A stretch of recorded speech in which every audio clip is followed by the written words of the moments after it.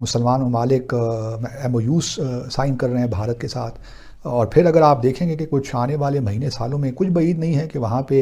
You اے ای کی consulate بھی کھل جائے، ایران بھی اپنی کانسلیٹ وہاں کھول لے۔ وہی انڈیا ہے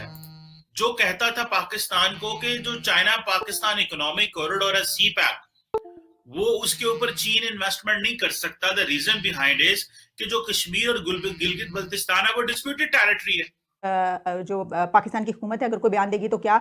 وہ دبئی سے اپنا رابطہ توڑ سکتی ہے؟ کیا وہ دبئی کے اوپر، کیا وہ یو اے ای کے اوپر دباؤ ڈال سکتی ہے کہ آپ کیوں ایسا کر رہے ہیں؟ آپ تو ہمارے مطلب بڑے قریبی دوست ہیں، اور یہ لیکن یاد رکھیے گا یو اے ای کا بھارت کے ساتھ زیادہ دوستی ہے۔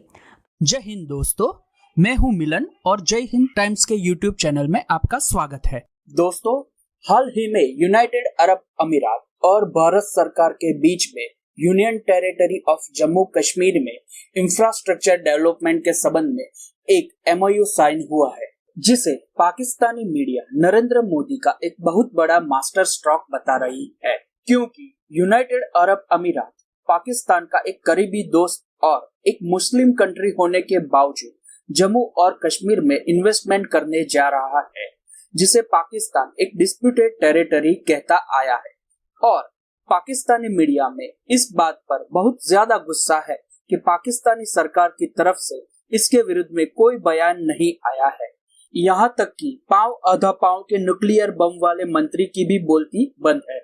تو چلیے دوستو، بڑھتے ہیں ویڈیو کی اور اگر ویڈیو پسند آئے تو لائک اور کامنٹ ضرور کریں اور چینل کو سبسکرائب کرنا بالکل نہ بھولیں۔ یو اے ای اور جو کشمیر کی بھارت کی سرکار ہے اس کے درمیان ایک معاہدہ ہوا ہے، اور اس معاہدے میں جو یو اے ای ہے وہ انفراسٹرکچر ڈیولپ کرے گا کشمیر کے اندر۔ یہ ایک بہت بڑی خبر ہے اگر اس کو دیکھا جائے، کیونکہ جو ایک ایم او یو سائن ہوا ہے basically union territory of J and K Jammu and Kashmir اور گورنمنٹ آف دبئی کہ جی real estate projects development, industrial parks اور ہاسپٹلز جو ہیں وہ ڈیولپ کیے جائیں گے۔ اور اس میں یہ بیسیکلی کہا جا رہا ہے کہ یہ 18 اکتوبر یعنی کہ ابھی یہ معاہدہ ہوا ہے کل ہی، اور اس میں جو جموں اینڈ کشمیر ایڈمنسٹریشن ہے انہوں نے یہ سائن کیا ہے with the government of Dubai, اور اس میں کسی کمپنی کا نام نہیں ہے، گورنمنٹ آف دبئی، ٹھیک ہے جی، for the real estate development, industrial parks اور اس طرح کی چیزوں میں۔ ریسنٹلی نریندر مودی نے بھی کہتے ہیں کہ 28,000 کروڑ کا جو ہے ایک پیکج، انڈسٹریل پیکج دیا ہے کشمیر کو، کیونکہ یہ نریندر مودی کی پالیٹکس ہے، اور یہ وہ کر رہے ہیں کہ ان کو یہ ہے کہ ہم کشمیر کو ڈیولپ کریں، ڈیولپمنٹ دیں، وہاں پہ انڈسٹری دیں، وہاں پہ چیزوں کو گرو کریں، تاکہ وہ جو ایک اسٹرگل تھی کشمیری دنیا، اس سے کشمیری وہاں سے نکلیں اور کاروبار کی طرف آئے۔ اب یہ ہے کہ اس میں دیکھنا یہ ہے کہ اس میں پاکستان کے لیے کیا میسج ہے۔ پہلی بات تو میں آپ کو یہ بتاؤں ویورز، جو سب سے زیادہ جو چیز مجھے کھٹکتی ہے، یہ وہی انڈیا ہے جو کہتا تھا پاکستان کو کہ جو چائنا پاکستان اکنامک کوریڈور ہے سی پیک، وہ اس کے اوپر چین انویسٹمنٹ نہیں کر سکتا۔ دا ریزن بیہائنڈ از کہ جو کشمیر اور گلگت بلتستان ہے وہ ڈسپیوٹڈ ٹیریٹری ہے۔ تو مجھے یہ بتایا جائے کہ اگر کیا یو اے ای وہاں پہ انویسٹمنٹ کر سکتا ہے،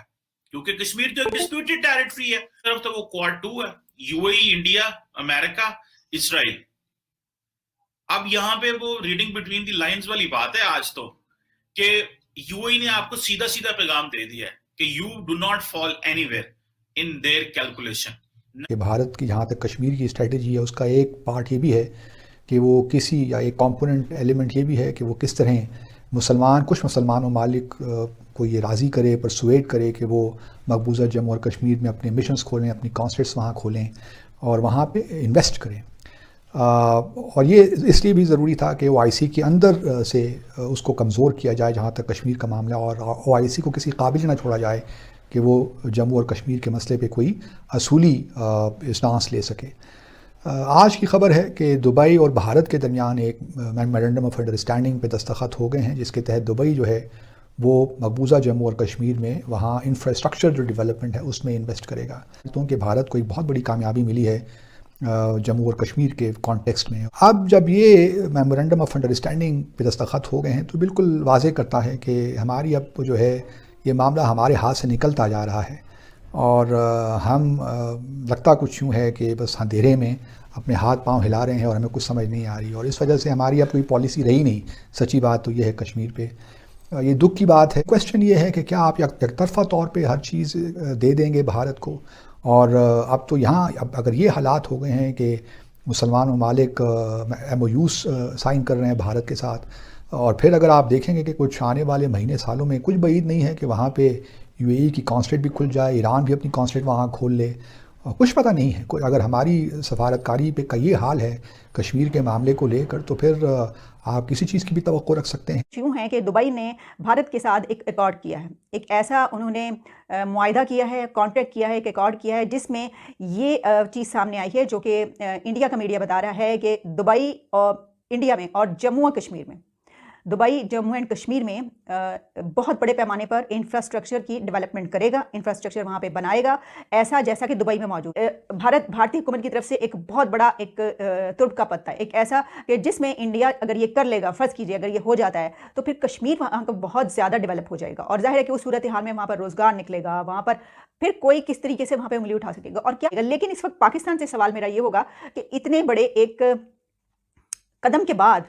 اتنے بڑے سٹیپ کے بعد، اتنی بڑی خبر آنے کے بعد سب چپ چاپ بیٹھے ہیں، لیٹے ہیں، بلکہ لیٹ گئے ہیں. کشمیر کے اوپر سب کا خون کھولتا تھا اور سب اٹھ کے کشمیر بنے گا پاکستان، کشمیر ہمارا ہے، اور پھر یہ کہ بھارتی حکومت، مودی اور ان سب کے خلاف جو ہے وہ خوب نعرے بازی وغیرہ، بہت اچھی بات. وہ اب میرا سوال یہ ہوگا کہ وہ جو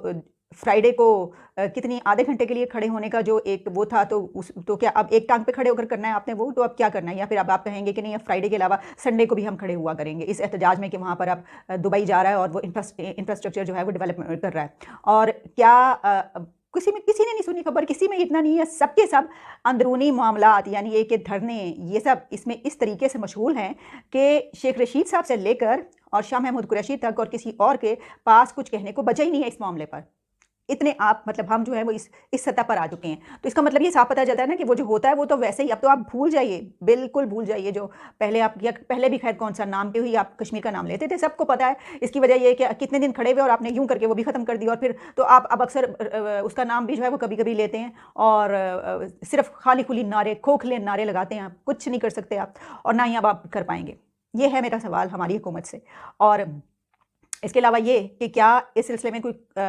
جو پاکستان کی حکومت ہے اگر کوئی بیان دے گی تو کیا